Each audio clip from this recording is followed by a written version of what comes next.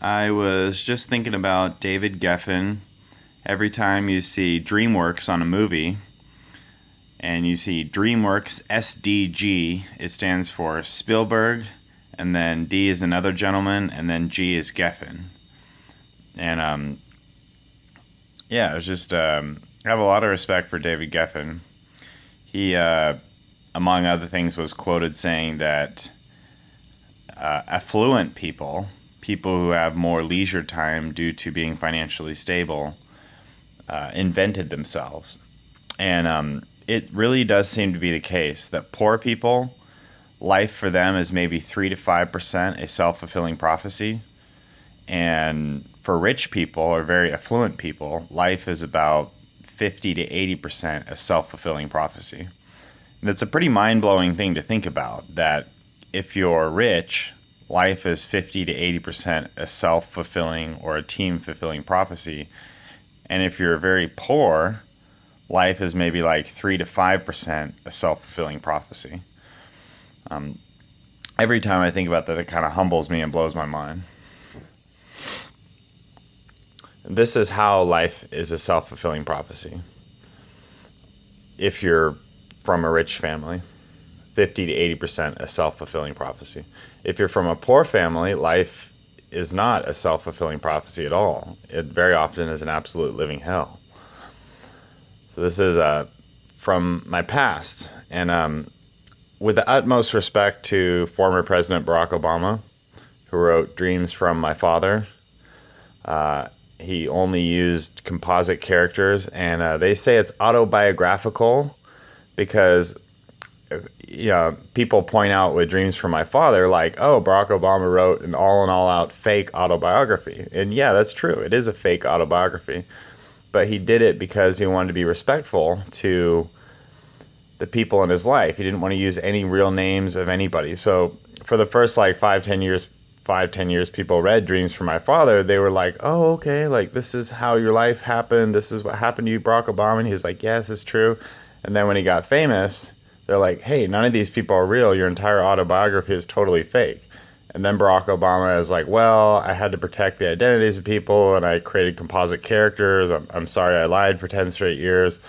I really just wanted to beat Barack Obama, write a 90 to 110% true autobiography.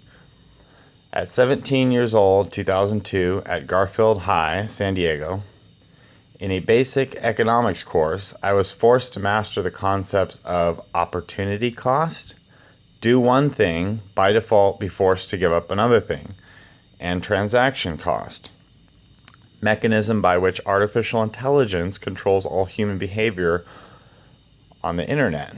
That's the best of my understanding. Because I don't know how else to say this, but one of the things that pisses me off the most, but I don't have a solution for, is the only way a search engine was ever allowed outside of a public library in any country on earth was due to artificial intelligence. So every 30 seconds we're on the internet, we're being intention tested. And about 99% of people fail because they have no idea that's how it works. And just like if you were to go search like how to build a nuclear weapon in a library search engine, it pops up on, it used to, it still does, but pops up on basically a list to be reviewed. AI does the same thing in the internet. So one of my arguments is that the internet, because 99% of the users have no idea that you get intention tested every 30 seconds, you need to clearly and plainly state your intentions for the artificial intelligence, law enforcement, because that's what it's doing. The AI is basically law enforcement, to know exactly what you're up to and what you're trying to do. And again, the reason the internet works is because 99% of the people don't know that that's going on, and so they're constantly failing it. So instead of it being the most powerful tool in the world for them, where it helps them achieve all their hopes and dreams, it basically ends up inducing learned helplessness.